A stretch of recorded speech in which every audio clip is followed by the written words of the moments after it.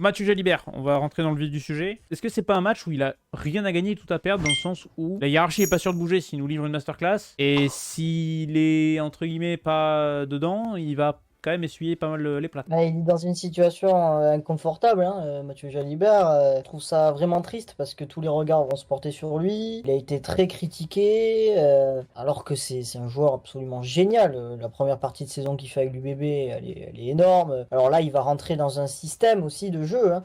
On sait que l'animation offensive est quand même un petit peu moyenne en équipe de France. On voit beaucoup les ailiers, on voit pas trop les centres par exemple. Franchement, il est bien entouré.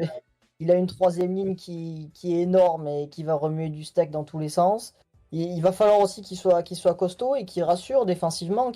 Voilà, on le sait, défensivement, c'est peut-être le secteur dans lequel il pêche le plus. Il risque aussi de prendre des avions, hein, on l'a vu, au Lee Lawrence, qui est souvent servi en premier attaquant, ce trois quarts centre puissant. Les troisièmes lignes aussi ne vont pas le louper, hein, les Heurs, les compagnies.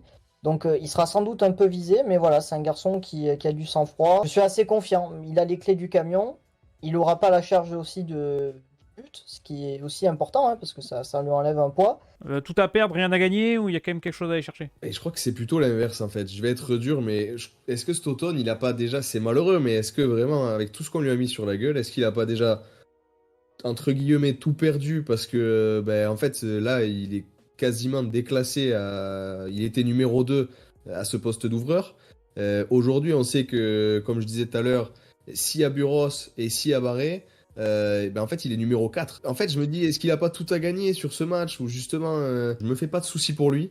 Non, moi, c'est tout le contraire. Je pense que je me dis, il a peut-être tout à gagner sur ce match. S'il livre une masterclass, est-ce que en Irlande, Fabien Galtier, il va se dire finalement je vais peut-être mettre Jalibert à la place d'Ntamak? Pas sûr, ça se trouve il va repasser numéro 4 dans la hiérarchie, il sera à ce moment-là hors du groupe. J'ai envie de croire que ça peut faire bouger un petit peu les choses, même si, bon, je sais pas. Je crois qu'il a plus grand-chose à perdre, moi.